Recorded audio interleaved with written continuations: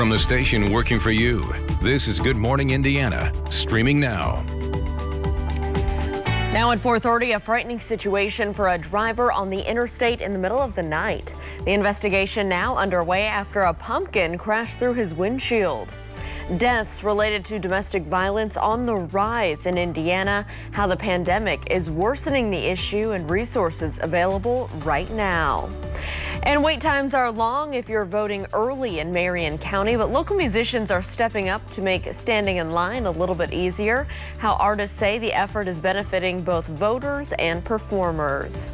Here at 4:30, I want to thank you for starting your day with us here on WRTV and Good Morning Indiana. I'm Lauren Casey, and Todd Clausen is standing by with me in studio this morning. Kind of a misty rain that was coming down on my commute, Todd. Yeah, and that's going to be the case here, I think, throughout much of the day, Lauren. We're not going to see any real significant rainfall, at least through the daytime hours today. But we're just going to deal with this patchy drizzle off and on as warmer air starts to work its way back into the area. Now, there has been some pockets of heavier rainfall that moved in late last night and then continued into the overnight hours, and we're still dealing with a few of those showers here well off to the east, Newcastle to Richmond, and just south of Connorsville here as you work your way a little closer to Cincinnati, but that is all pushing off to the east. And for the most part here, we're just dealing with drizzle off and on throughout much of the day. Now, temperature-wise, it's cool out there. We're in the 40s from Indy to the north, 43 in Peru, still holding on to 51 degrees in Bloomington. So as we go throughout the day, don't count on much of anything in the way of sunshine today. It's a very dreary day. It's not a super wet day as far as the amount of rainfall we're going to see, because again, it's just going to be mainly some drizzle. We're in the 40s throughout much of the morning, then eventually into the low 50s as we get into the afternoon hours. Now this evening, the final hurrah of the rainfall is going to come through, and once again, we could see some heavier downpours from that. More on that coming up in just a few minutes. All right, Todd, thanks so much. Let's take a look right now at traffic for your commute. This is I-70 and Shadeland Avenue. You can see traffic here is traveling up to speed, and you can see those wet roads out there this morning. So just use caution as you're heading into work for any ponding or slick spots. We'll continue to keep you updated on any issues to slow you down. New from overnight, fire burning through the roof of a TGI Fridays restaurant on Indy's west side. Multiple fire crews were called to the location on West 38th Street around 2 o'clock this morning. Flames were seen coming from the building when firefighters arrived. Officials say the fire happened where a new roof was built over an old one, and the building is likely a total loss. No injuries have been reported.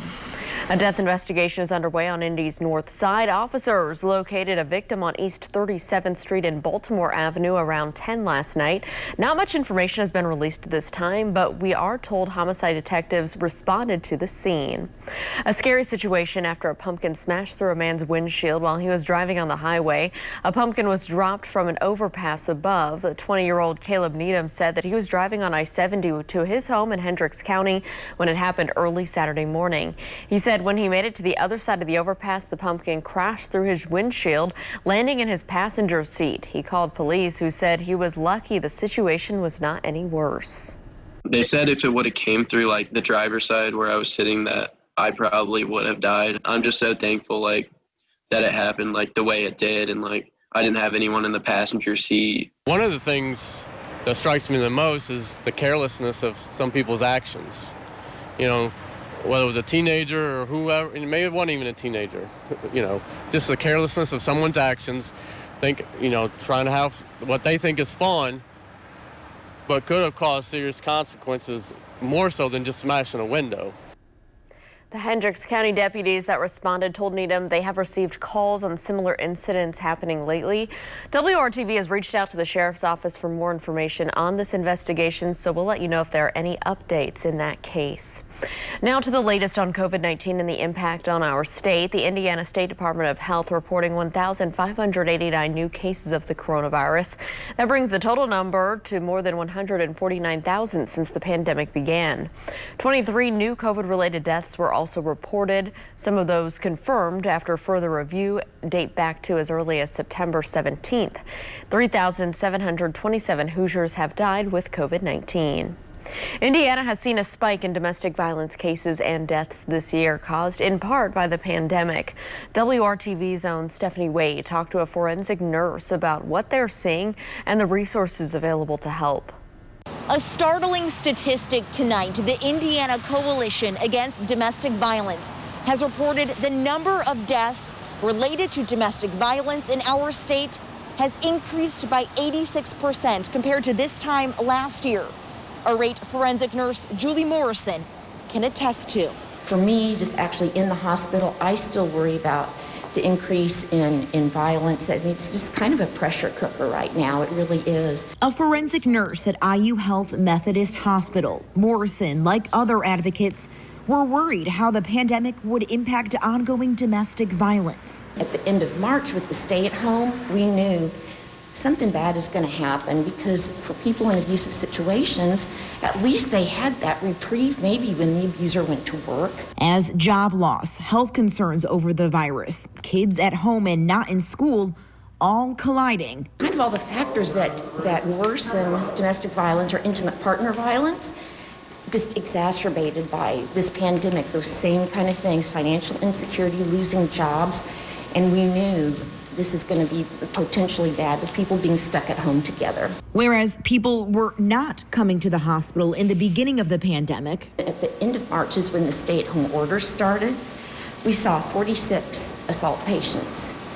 Looking back at 2019, we saw 71. She says they are now coming in droves. Methodists seeing a significant spike in cases from last year and a large increase just since March alone. For me and for Silent No More, it has been a drastic increase in calls and in services that are needed. Nonprofits like Silent No More and emergency shelters are working double time to find people safe housing, but with limited resources, as shelters operate at limited capacity because of COVID. It's been extremely tough, and as a survivor, I just don't I don't know how I would have been able to do it if I didn't have an organization who was open. 9 times out of 10, I probably would have stayed just because, the resources are so scarce. As the need only increases and situations become more dire. To those victims, try to keep them encouraged as much as possible.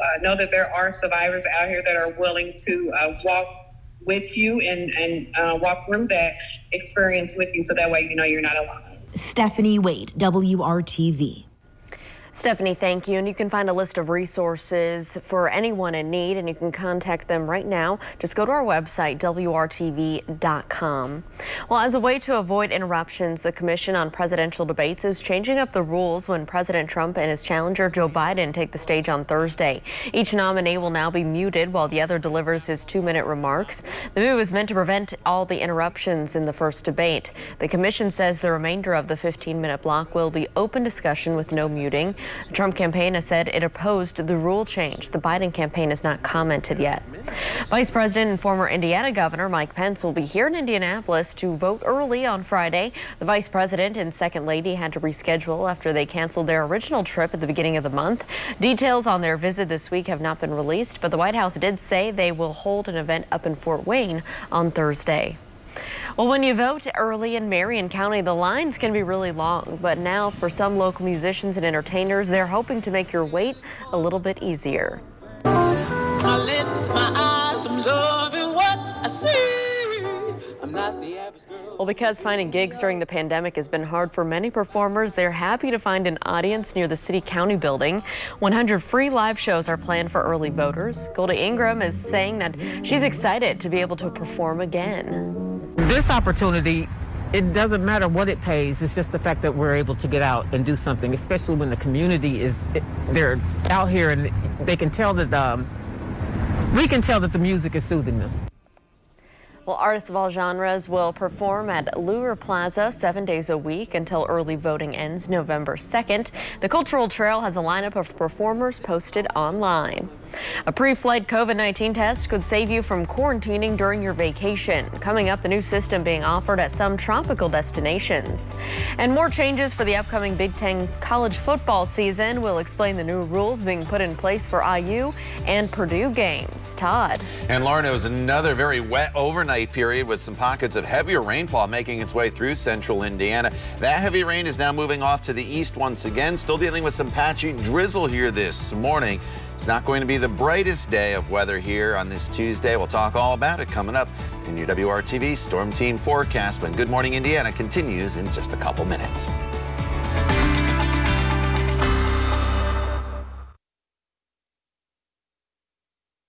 The time right now is 4:42. Let's get a live look right now at I-65 and I-465 down on the south side of town, where it looks like traffic is traveling up to speed. We do have wet roads out there again this morning for your commute, so just be aware of that as you're heading to work or school this morning. We'll keep you updated on any issues. So across the country, hospitals are running low on ICU beds and resources to battle COVID-19. They're being stretched thin, and some areas are looking to reinstate restrictions. ABC's Faith Abube has the latest. This morning, a new recommendation from the CDC saying anyone traveling on public transportation should wear a mask, a practice already required in several states. It all comes as dangerous signs emerge. Nearly 400,000 new virus cases nationwide in the past week. Hospitalizations up in 41 states, and 21% of hospitals across the country running low on ICU beds. This is by far the highest number of patients that we've had since the pandemic began. In El Paso, Texas, a 500% increase in cases this month. The virus taking the life of El Paso Bishop Harrison Johnson, who gained worldwide attention last year, presiding over the funeral for a mass shooting victim. Something like the August 3rd shooting would never be here in El Paso, but it was. So, we can never say it can't happen here or it can not happen to us. On the front lines in Salt Lake City, healthcare workers say resources are stretched thin. They cannot continue to do this at this pace for as long as we are looking at the trajectory of COVID-19 for our country. Other trends that experts call worrying. Massachusetts just reported its highest number of cases in one day since May. Florida is seeing infection rates rise for the first time since July. Arkansas has reported its largest daily increase in hospitalizations. And as cases rise across Illinois, some areas could face new restrictions. Chicago's mayor with this warning. Make no mistake, we are in the second surge. Faith Abube, ABC News, Washington. Talks among lawmakers today could determine if we see a new COVID relief bill before the election. House Speaker Nancy Pelosi has set a deadline for Republicans and Democrats to come together today and to try and strike a deal. Both sides have been struggling to agree on a price tag for the benefits Americans would see out of the legislation. Pelosi says without at least a verbal agreement among lawmakers today, it'll be unlikely a deal will go through before the election, which would push the aid to 2021. Pre-flight COVID testing is starting to become an option to avoid a 14-day quarantine when you get to your final destination. Starting November 1st, you'll be allowed to travel to Costa Rica from the U.S. if you get a negative PCR test taken within 72 hours of leaving the U.S. For the Bahamas, you need a negative PCR test 7 days before your trip, and then you'll have to get a rapid antigen test when you get there, and then again 4 days later. Experts say because of the incubation period for COVID, you can have it anytime between 2 to 14 days after you're exposed. A negative result only applies at the time you took the test. Having these alternatives to quarantine related to travel creates some confusion about what a test really means in the context of quarantine. So I worry a little bit that we're losing the message, that we're losing that message that a test is only just a moment in time. Well, Dr. Doran says that places require multiple tests are more effective, but it could be a challenge to get the test before you leave. Many hospitals have stopped doing the pre- and post-travel tests due to a lack of supplies. To our west, some states are already starting to see several inches of snow. In Iowa, some areas are getting up to 9 inches.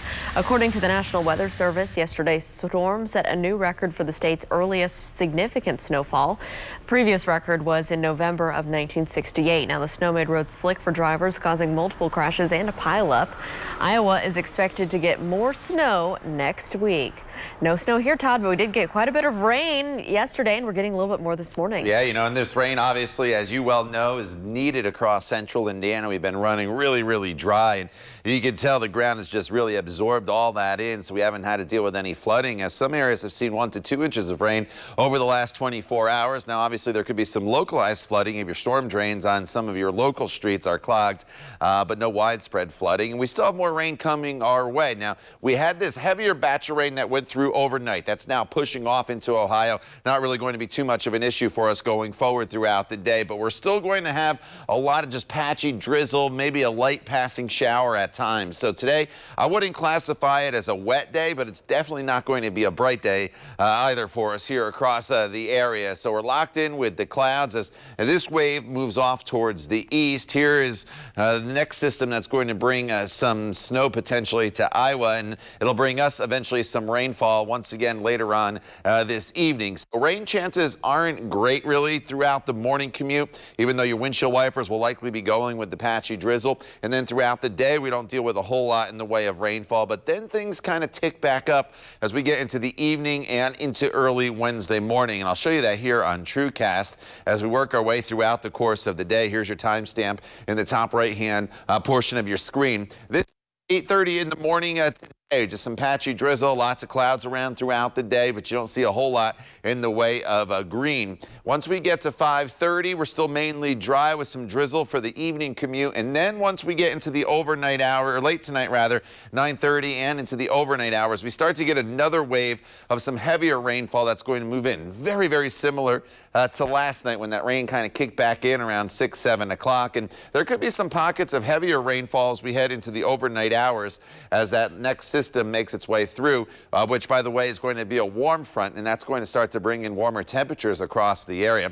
40s and 50s, though, still this morning, so the jacket definitely is needed all across central Indiana. 51 in Bloomington, 42 in Tipton, 45 is the current temperature in Muncie. And temperatures today with the clouds, they don't do a whole lot. We're in the 40s throughout much of the morning, then we'll bounce up into the 50s for highs, and eventually we should get it to right around 60 degrees. Tomorrow, we have that rain early in the morning, and it's another cloudy day, so there's not a lot in the way of sunshine. The difference, though, the temperatures. Look at this. We started in the rain around 60 degrees, so overnight tonight, the temperatures actually come up. We're around 70 for your high temperature on Wednesday. The trade-off for all this rain is Thursday. Beautiful. Lots of sunshine, 80 degrees, the best of the week. Friday's still warm until the cold front comes through in the evening hours. As that front comes through around showers and storms, and then much colder weather for the weekend with temperatures only in the 50s to right around 60 degrees on Saturday and Sunday. Lauren? All right, Todd, thanks so much. Let's take a look at traffic for your commute. This is I-70 near State Road 9 out in Greenfield. You can see we do have some orange barrels there in the left lane of traffic on I-70 there. So just be aware as you're traveling westbound in that direction that you will need to stay over in that right lane. Right now, traffic is still traveling up to speed. No delays to slow you down. Well, there will not be any tailgating at IU or Purdue football games this season. Indiana University says it will not allow tailgating at any of its surface or grass parking lots around Memorial Stadium. Purdue and all 14 Big Ten conference schools also issued similar bans in an effort to protect athletes and the community from the spread of COVID-19. The Big Ten previously announced no tickets would be sold to the general public for football games this year. And you'll notice something a little different on IU's uniforms. Head football coach Tom Allen announcing this new social justice patch will be worn during this season on the players' jerseys and helmets. It's an effort to show unity and highlight concerns over racial injustice. Indiana University's other athletic teams are also incorporating the logo on their uniforms. IU plays their first football game of the season Saturday at home against Penn State. The first World Series game is tonight, and if a team steals base, you could get a free taco. The Taco Bell is bringing back the freebies for its rewards members again this year. If any team steals a base during the series, members can get a free Doritos Locos taco, which are normally sold for $1.89 a piece.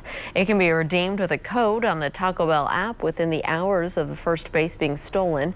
It starts when the Tampa Bay Rays and Los Angeles Dodgers kick off their series tonight at 8 o'clock.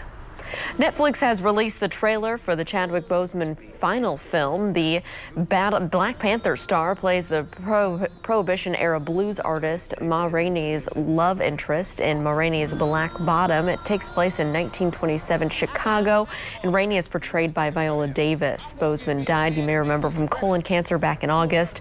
Ma Rainey's Black Bottom is slated to hit Netflix December 18th.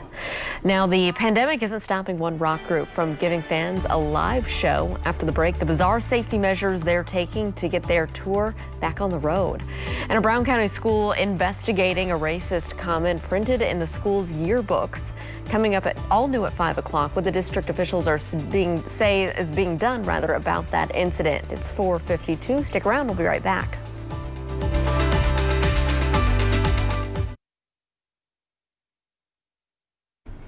Welcome back to Good Morning Indiana. Concerts have been one of the many things put on hold during this pandemic, but one group says the show must go on. The rock group, the Flaming Lips, continued to hold their live concert with quite the safety precautions.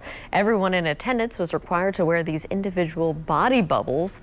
The band talked about the pandemic pods idea on The Late Show with Stephen Colbert, and then they rolled it out in real life at their concert in Oklahoma City. Kind of cool looking, Todd. A little weird, but do what you got to do. Everybody's making adjustments, right? Yeah, well, it's one way to see live music, I guess, if you want.